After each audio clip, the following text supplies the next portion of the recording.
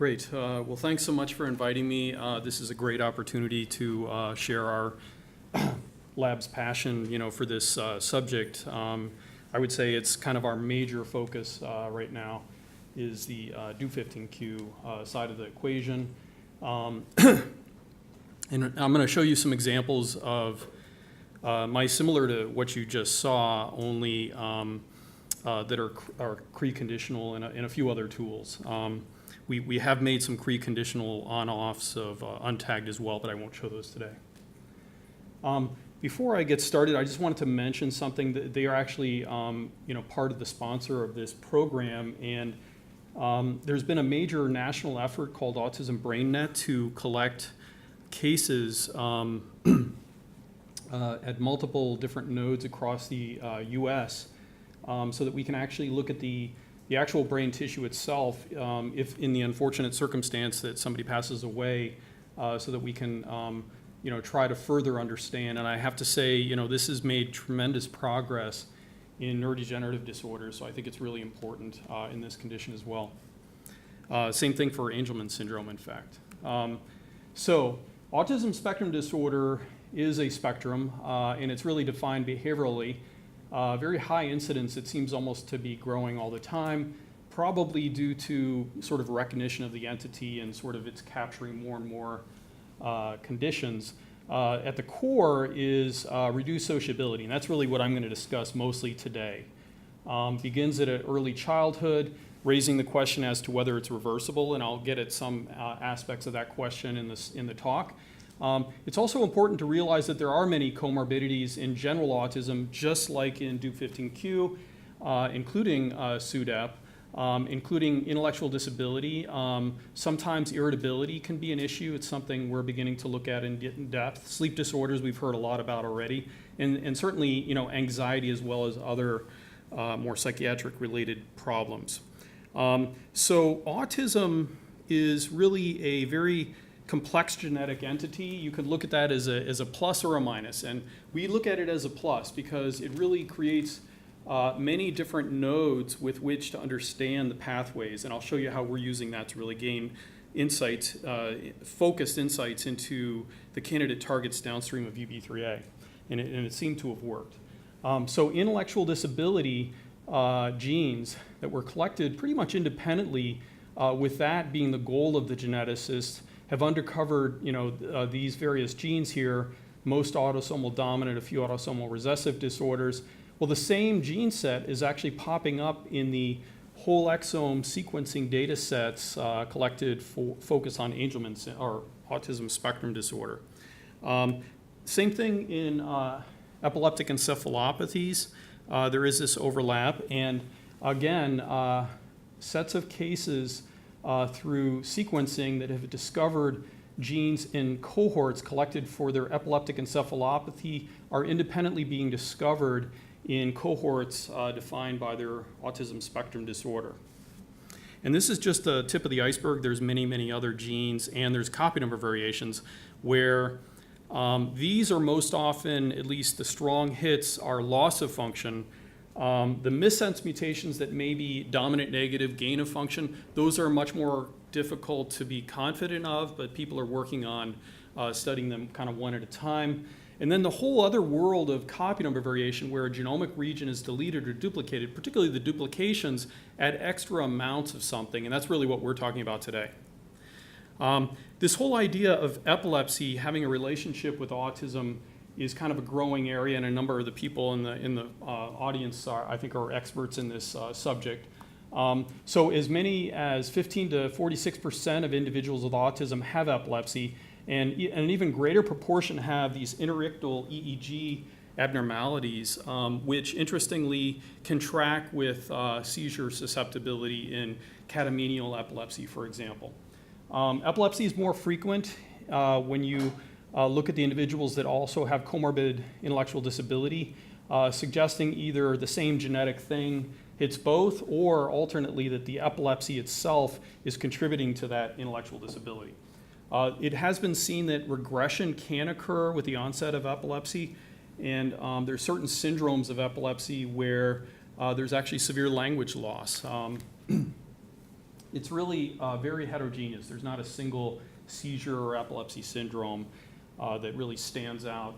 And then on the other side of the equation, adults with epilepsy do have some indices of autism-like symptoms, and then there's evidence that epilepsy concurrent with a genetic or with autism spectrum disorder are much more severe. They have more deficits in gross and fine motor skill. Living skill problems are greater, more problems with nonverbal communication, as well as their social interactions being impaired. And even there's very small papers on Dup15q where people have made similar correlations of the presence of seizures with that genetic disturbance. So, it's a very heterogeneous thing. When we first decided to move from epilepsy, which is where I started, in fact, my lab, into autism, this was a while back, maybe 2009. I looked around and I said, okay, if I were to pursue this disorder, I think a genetic approach to it would be the best, because then I'd have a tool with which to really dig down into the mechanisms and circuits involved. And this paper, as I was scanning through the literature, popped up as one of the first descriptions of a cytogenetic change that localized to this 15q locus that was associated with autism. And then I was further encouraged, although I had already somewhat committed to this project by the time this paper came out, that in a sort of an unbiased sampling of CGH array analysis, copy number variation analysis, in 2 independent cohorts, this was one of the most frequent hits in both cases, and really not found in the controls at all, and certainly had a very strong p-value, assuming that those are good matches. And notice that Norexin is the second most common. And I'll get back to this paper again later, because it also informs some others' work. With a more contemporary assessment of copy number variation using the wonderful Safari gene annotation, where they've collected all copy number variations and placed them into a really nice bioinformatics resource. And you look for copy number variations encompassing UBE3A. At least when I last done it, maybe a few months ago, there were a large number of these excess copies, 267 cases they defined, and 115 that were deletions. Now, this is kind of a mixture of things, including some sort of developmental delay. It's not all autism per se. And the question is, should a deletion be classified as autism? That's a sort of a debatable question, but at least in the domain of sociability, I'll argue that they're different, is the main point. And actually, most of these cases are probably the triplication, as you heard, by the 80% incidence. And the CGH arrays actually don't distinguish duplications from triplications most often. Requires extra analysis. So you've already seen this, luckily, so I don't have to spend very much time on it. And this triplication here is always inherited from the mother, and it's really the more severe condition. We're sort of aiming to model this disorder, but concurrently we actually generated mice that were probably more in this domain with interstitial duplication dosage. And this has a lower penetrance, although of course some cases are strongly penetrant, as we heard. It's unclear why, maybe some other genetic background issue. But these are much more severely affected, and there's even hexasomy, where they have extremely severe seizures and the symptoms are very bad. So when we were faced with this locus, certainly we favored UBE3A because of this maternal inheritance. This is really the only convincing gene that shows the imprinting, where it's expressed exclusively from the maternal allele in mature neurons, in at least most mature neurons in the brain. So we really favored that locus, and we decided, okay, well, we just went straight to that gene, and let's add extra copies of a full-length version of that gene. And we were also inspired somewhat by this comparison between these two conditions. Angelman Syndrome, where clearly it's due to UBE3A because mutations in the gene itself can reconstitute most of these symptoms. And the smiling and laughing that seems excessive, There's some descriptions and where some people might even think that they are prosocial and that they have a strong eye contact. And in fact, we heard at the Angelman Syndrome meeting just a week ago that the kids become most upset when they're separated from the person they bonded to, their parent. So it really sort of argues potentially for this interpretation that they have a stronger social bonding or propensity. And this actually was sort of in opposite direction to what is classically thought of in autism, which is where social reciprocity is reduced, and along with these other conditions. So we really wanted to know, I'm not going to show you this, but really what we wanted to know was, are these mice that were developed by the Baudet lab, which we backcrossed into this FEB genetic background where we make all our transgenic lines, are they hypersocial? And this should trigger a really interesting discussion later on, maybe over beers. But let me show you what we found. And again, we did backcross it to FEB, so that's one difference. And we also actually performed the experiments in a slightly different way than what others had done. So we did this 3-chamber task, and luckily that we've seen really nice examples of how that works. And you can show that there's an intrinsic drive to socialize in wild-type mice. They have a very strong preference for that social stimulus. You can see here by this taller black bar. But within 5 minutes, they lose interest. They really become uninterested in social stimuli anymore.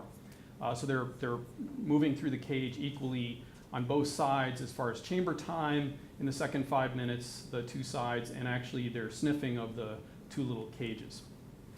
By contrast, the UBE3A, maternally inherited UBE3A knockout, whether derived from a paternally inherited mom or a maternally inherited mom, which would be symptomatic for Angelman syndrome, it didn't matter.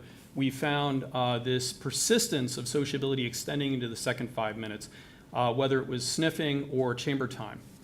And then it went on actually in the social vocalization paradigm where you put two mice of equal genotype in same sex, all females in fact, because we were concerned about males fighting. Penetrance, there's no evidence of differences in males versus females. So we focused on females in this case. You can see that their vocal output is dramatically elevated. And we could actually, we had a camera, and we actually could assess their contact time, which was also elevated. And interestingly, this phenotype resembles the effect that you see when you isolate single house a mouse for 6 days, for example, here. So the wild type mouse isolated for 6 days during the second 5 minutes are social. They're no longer, they don't lose it in the second 5 minutes. But if you regroup them, it immediately goes away. Whereas the knockouts are there despite that intervention. And the same thing for the social vocalizations and the physical contacts. Oh, it's not shown, but physical contact showed the same phenotype. So hypervocal, isolate, they reach sort of the same value, but these guys don't drop when you regroup them, and you can do it repeatedly, and it's very robust.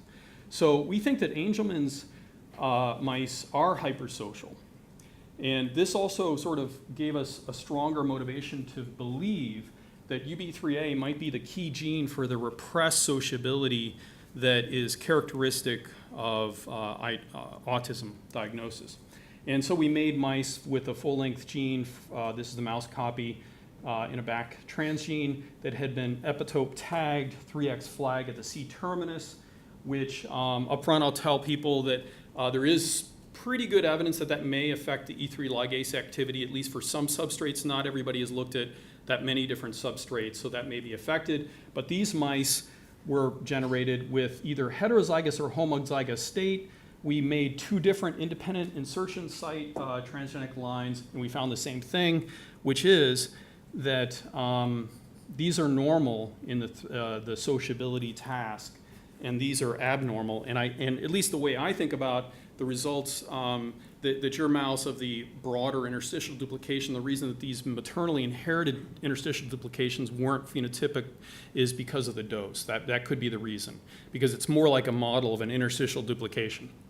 So here you can see the relative protein level here with the heterozygous or homozygous mice.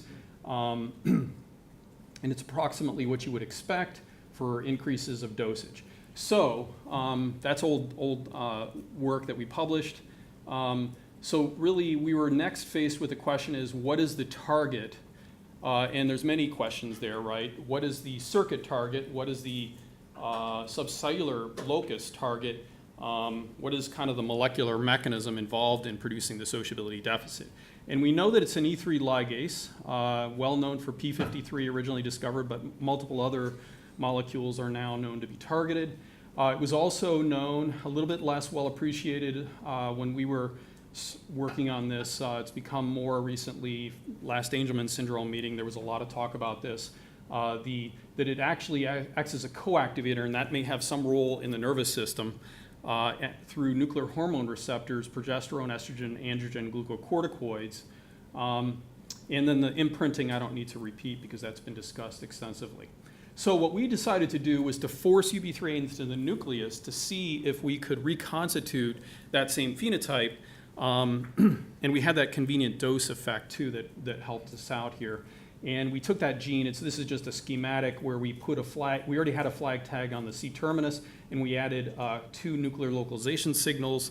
This made a mouse where, in contrast to the wild type UBE3A in the cortex of a mouse, which is in nucleus, but in the soma, but also in this neuropil where the synapses are, it's really exclusively in the nucleus co-localized with the nuclear DAPI stain.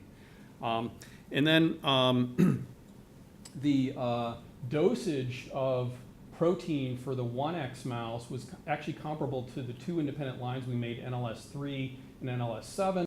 And if you look at the flag tag immunofluorescence, you can see that the nuclear intensity for 2X mice was approximated almost by the nuclear targeted version and exceeding the 1X mice. And actually we did subcellular fractionation. We found that it was also nuclear targeted. So when we did this, you can see here, this is a new cohort of animals. You can see the 1X has no impairment in sociability. The 2X does. We also made a untagged full-length UBE3A transgene version, and those 2X animals also were impaired in sociability. So the presence of the flag tag, which I think in a recent paper somebody speculated could be an antagonist, is not different when it's present or absent. And in fact, if it were serving as an antagonist, reducing UBE3A function, we would expect hypersociability, not hyposociability. We see the same thing when we measure transcriptional changes, that they're opposite. So that does not fit with our findings. So the nuclear localized mice are impaired in sociability here, line 3, line 7, and here's the knockout mice that are very social. And in the vocalization task, we see the same deficits in 2X, the untagged, and in the 2 nuclear localized. And here's that hypervocalization phenotype that I just showed you in a different cohort, inherited from the mom or a infected mom or unaffected mom. Okay, so transcriptionally was really implicated, right? It really suggests that the nuclear function might be key for the sociability behaviors. Therefore, we thought we should look at transcriptional effects. And we did a genome-wide analysis of cortex because we didn't really know where in the brain to look. It could be in any location, really, that it's affecting sociability. So we started there. And you can see here's the dosing of by mRNA of the various alleles. And the nuclear is, and this is cerebellum, one of the major targets that we found that's being repressed. And you can see here here's the NLS and the 2X mice. And actually, this is the untagged. It's a little less potent, but it's stronger than the 1X. And we saw this across many different genes, this same sort of dosage effect. Also knocking out UBE3A reciprocally increased the same genes that are repressed. So that means that the native UBE3A is actively repressing these genes. You take it away and they pop up. So it has nothing to do with the tagging. And as you can see, the untagged version did the same thing. Okay, so we had 600 genes. 400 repressed, 200 upregulated. What do we do next? So where do we go? How do we decide what to focus on? That was the big challenge at this point. So what we did was we said, okay, we have this wonderful set of tools in the autism gene set that actually had grown, has been growing. So what we did is we took the autism gene set, both upregulated and downregulated, and we took the UBE3A regulated gene set, and we took the autism gene set, and we put them together into a protein-protein, physical protein interaction network. Then we did cluster analysis so that we could find strongly interacting clusters, and that led to this data here, which is these clusters 1 through 12 of highly interacting proteins. And then you could take that set and you could do something called gene ontology classification to figure out what that set is rich for in its function. And you could sort of imagine these as little machineries, right, doing certain things, and that's why they interact with each other. And we found a gene regulatory one, we found a glutamatergic synaptic transmission one, so on and so forth. And this is certainly now published and available. You can look at it in more detail later. We became very interested in the synaptic cluster because of this, of the fact that in our original paper we saw glutamatergic transmission deficits, number one. Number two, it's actually something that could be reasonably expected to play a role.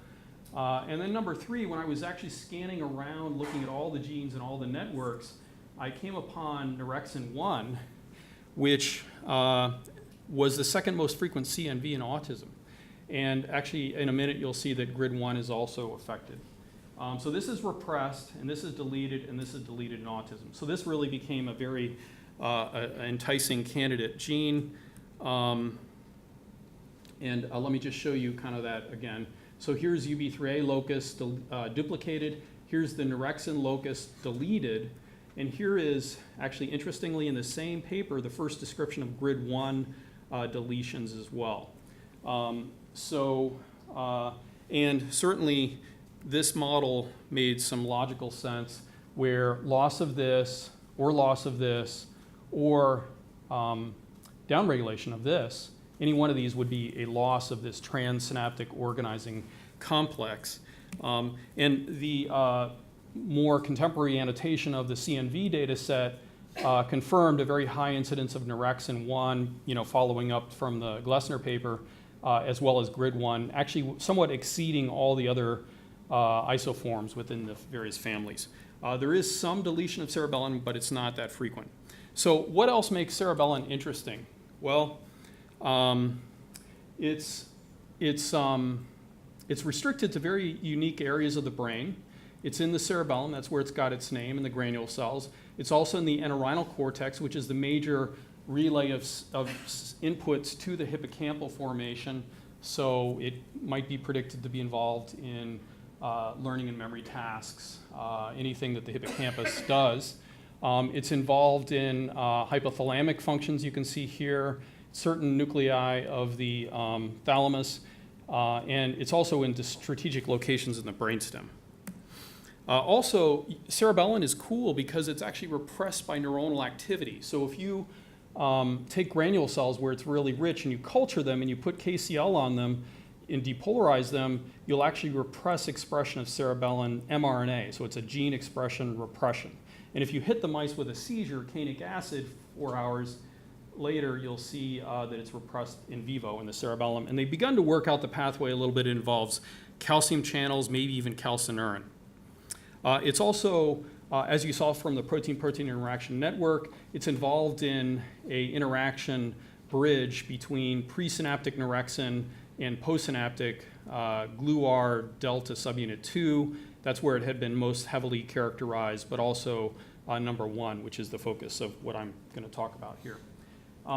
And certainly, Shank is a binding partner to the GluDs, interestingly. So can we see the seizure effects on cerebellum? So we did this protocol where we did a subconvulsive intraperitoneal injection of a GABA antagonist, pentylene tetrazole, 30 megs per kg, on a daily basis. And you can see the typical kindling pattern where the same dose gives a more severe seizure by day 10. So that's getting worse and worse and worse with the same small dose. So it's a plasticity mechanism. Nobody really understands what underlies that, but it's interesting that cerebellum is going down concurrent with that. As you can see here, when we measure it in all these different brain regions, we get repression. Cerebellum, medial amygdala, hippocampus, and neuronal cortex, VTA, in the hypothalamus. All right, so concurrent with repressing cerebellum, we also saw a repression of sociability with the same pentylene tetrazole protocol.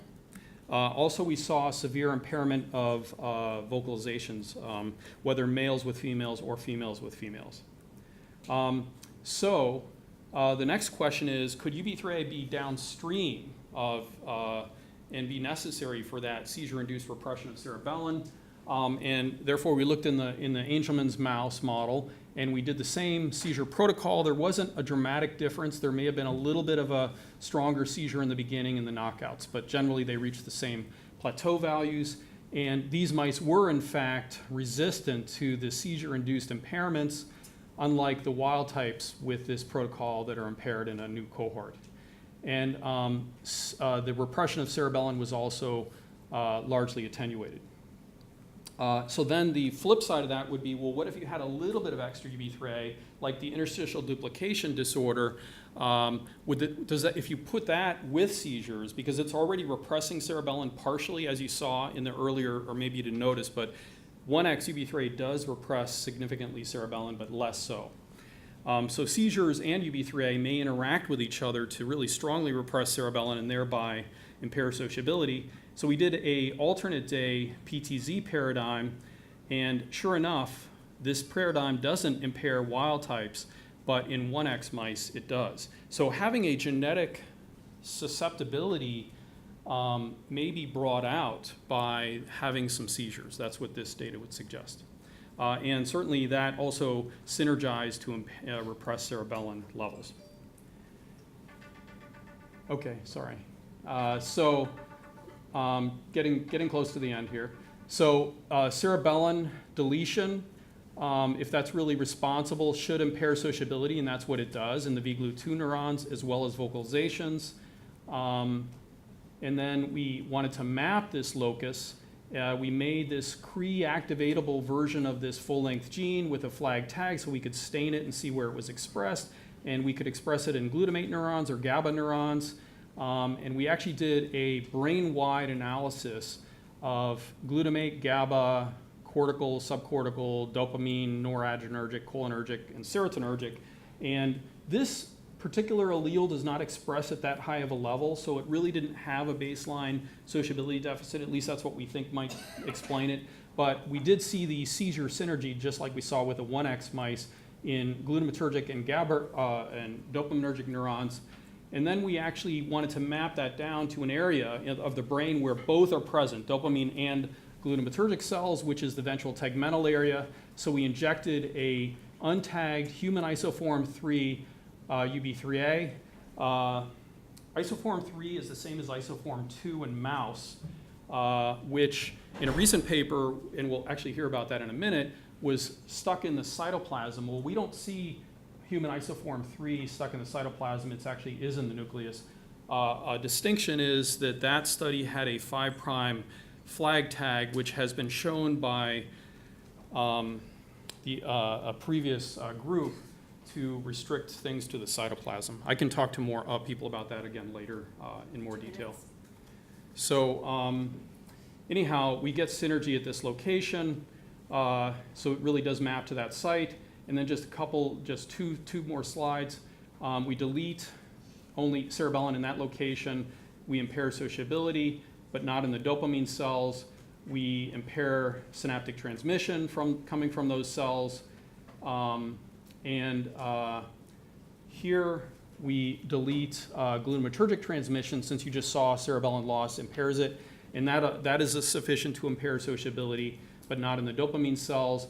And then the final thing is those cells themselves, using DREADs, which can turn on or off neurons, are sufficient to either abolish sociability if you inhibit them, the glutamatergic cells of the VTA, or if you stimulate them, you can stimulate sociability into that second 5-minute period. And then the very last thing is, can you rescue the disorder in an adult?